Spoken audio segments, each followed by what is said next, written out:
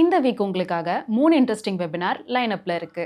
10 மணிக்கு 2 webinar, the next phase of Indian equities and how investors should position for 2026 and the 1 crore GPS, are you actually on track? 11 மணிக்கு imported inflation, domestic volatility and how the Middle East crude shock is testing Indian markets in 2026. Registration links டெஸ்கிரிப்ஷனில் இருக்கு. மறக்காம register பண்ணுங்க. வெபினார்ல பார்க்கலாம். ஈக்விட்டியில் முதலீடு செய்ய விரும்புகிற எல்லோருமே என்ன தேடுறாங்க அப்படின்னு பார்த்தீங்கன்னா, எந்த ஸ்டாக்கை வாங்கினா அதிக லாபம் கிடைக்கும் அப்படின்றது. How to hit a jackpot. ஒரு ஸ்டாக்கை வாங்கி அது எப்படி 10-20 மடங்கு ஆகும், 30 மடங்கு ஆகும், இதுதான் எல்லோருடைய தேடலுமே. ஸோ எந்த ஸ்டாக் ஏறும் அப்படின்றத நம்மளுடைய அணுகுமுறை, பார்வையினுடைய அடிப்படை. ஒரு ஸ்டாக் ஏறினதுக்கு அப்புறம் நமக்கு இந்த ஸ்டாக் இன்னும் ஏறும் அப்படின்னு தோன்றது இயல்பு. ஸோ ஏறுற ஸ்டாக்கை போய் விரட்டி விரட்டி வாங்கிறது தான் நடைமுறை. ஒரு ஸ்டாக் நிறையவே ஏறி போச்சுன்னா நம்ம இது வரைக்கும் மிஸ் பண்ணிட்டோமே, இப்பயாவது வாங்குவோம் அப்படின்ற ஒரு மனநிலை ரொம்ப எளிதா நமக்கு ஃபார்ம் ஆகுது. இந்த மனநிலை தான் ஒரு ஸ்டாக்கை மதிப்பீடு சரியா பண்ணாம நல்ல வளர்ச்சியை இது வரைக்கும் கொடுத்துருக்கு, இது வரைக்கும் இவ்வளவு லாபம் கொடுத்துருக்கு அப்படின்ற ஒரே அடிப்படையில நம்மள வாங்க வைக்குது. நம்ம வாங்குறது கூட எந்த நேரத்தில் நடக்கும்னா, இந்த மாதிரியான ஸ்டாக்ஸ்ல வாங்கக்கூடாத நேரத்தில் நடக்கும். ஒரு நல்ல கம்பெனியை கூட வாங்கக்கூடாத நேரத்தில் வாங்கினாக்கா அது முதலீட்டாளனை வீழ்த்தும். ஸோ தவறான மதிப்புல ஒரு பங்கை வாங்கும்போது ஒரு முதலீட்டாளன் மிஸ்டேக் பண்றான் அவனுடைய இன்வெஸ்டிங்ல. நிறுவனம் தவறான நிறுவனம் இல்லை, ஆனா நிறுவன மதிப்பு மிஸ்டேக். இந்த விஷயம் உங்களுக்கு உங்க லைஃப்ல நடந்திருக்கா? தாராளமா நீங்க கமெண்ட் செக்ஷன்ல எழுதலாம்.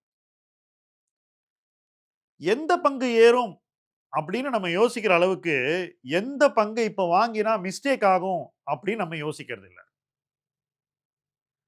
அதனால என்ன நடக்குதுன்னா, நல்ல பங்குல கூட நிறைய பேர் லாஸ் பண்றாங்க.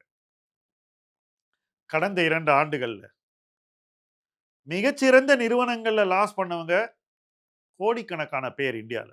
20 வருஷம் முன்னாடி எல்லாம் இந்த லாஸ் எங்க நடக்கும்னா மோசமான நிறுவனங்கள்ல நடக்கும். ஆனா இப்போ 2024 அப்புறம் மிகச்சிறந்த நிறுவனங்கள்ல முதலீட்டாளர்கள் பெரு நஷ்டத்தை அடைகிறார். ஸோ மிஸ்டேக்ஸ் இப்படி கூட நடக்குமா அப்படின்னு இன்வெஸ்டரே இன்னைக்கு கொஞ்சம்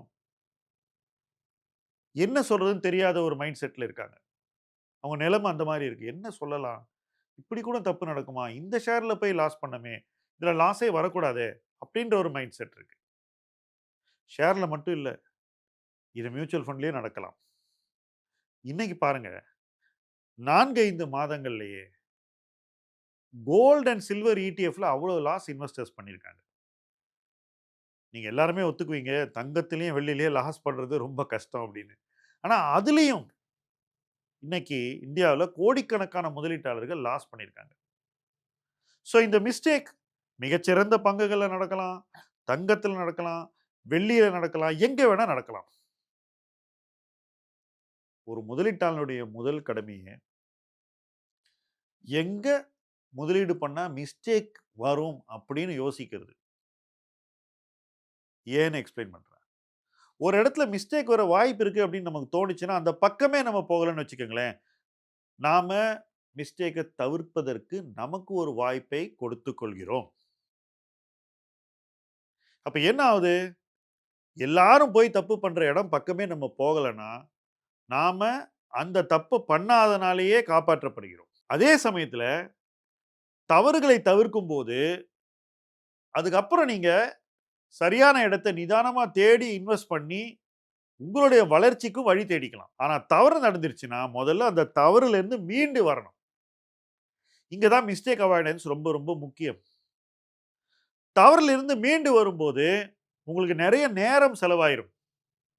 பொதுவா சொல்றேங்க, ஒரு ஸ்டாக்க வாங்கி பாதி விலைக்கு வந்துருச்சு, இல்ல ஒரு கோல்டு, சில்வர் வாங்கி 1/3 கீழ போயிருச்சுன்னா, நீங்க மினிமம் 50% அப்ரிசியேஷன அடைஞ்சா தான் உங்க அசலே திரும்பி வரும். அல்லது டபுள் பண்ணா தான் உங்க அசல் திரும்பி வரும்.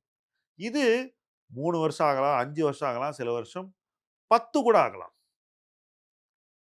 அப்ப அந்த டைம் உங்க கேப்பிட்டல் எதுவுமே செய்யாது.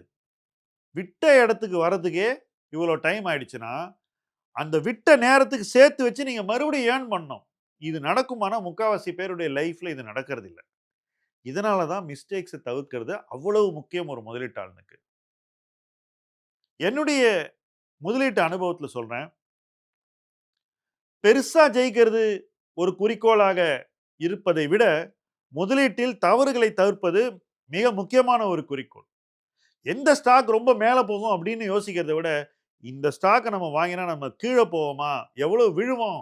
அப்படின்னு யோசிக்கிறது தான் முதலீட்டு அணுகுமுறையில முதல் படி. இந்த ஃபண்ட வாங்கினா என்ன டவுன் சைட் அப்படின்னு யோசிப்போம். இந்த டவுன் சைடுங்கிற சொல்லே வந்து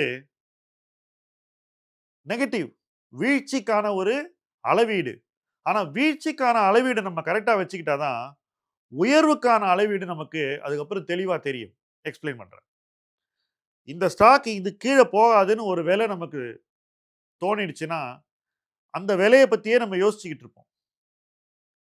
இந்த ஸ்டாக் அந்த விலைய நோக்கி போகும்போது, நம்ம தொடர்ந்து யோசிச்சு, இந்த விலை தான் பாட்டமா? இதுக்கு கீழ போகுமா? போனா நம்ம என்ன செய்வோம்? அப்படின்னு யோசிப்போம்.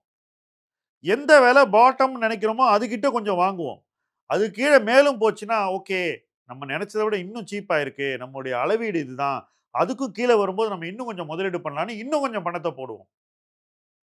நம்ம வாங்குற விலையே, நம்ம வாங்குற அணுகுமுறையினால, டவுன் சைட யோசிச்சு வாங்குறதுனால, ஒரு அரணாக நம்முடைய முதலீட்டுக்கு அமைந்து விடுகிறது.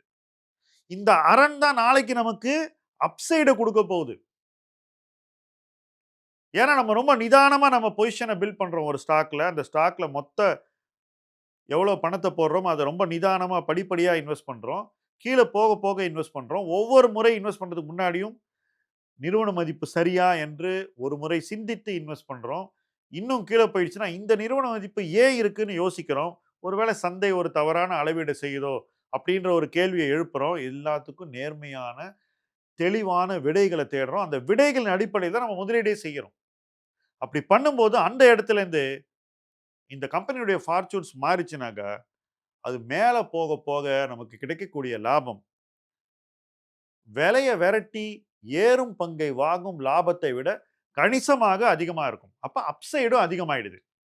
டவுன் சைட பத்தி நெறைய யோசிக்கிறவங்க தான் பெட்டர் அப்சைட முதலீட்ல அனுபவிக்கிறாங்க அப்படிங்கிறது ரொம்ப முக்கியமான ஒரு படிப்பினை. இது என் லைஃப்ல ரொம்ப சீக்கிரம் வந்துருச்சு. ஆனா அது சீக்கிரம் வர்றது முக்கியம் இல்லங்க. அத வாழ்நாள் முழுவதும் நம்ம மறக்காம நம்முடைய முதலீட்டுல பிராக்டிஸ் பண்ணணும். கடந்த 2 ஆண்டுகள்ல முதலீட்டாளருக்கு நடந்த மிகப்பெரிய ஒரு பின்னடைவு என்னன்னாக்கா, டவுன் சைடே யோசிக்காம முதலீடு பண்ணது தான்.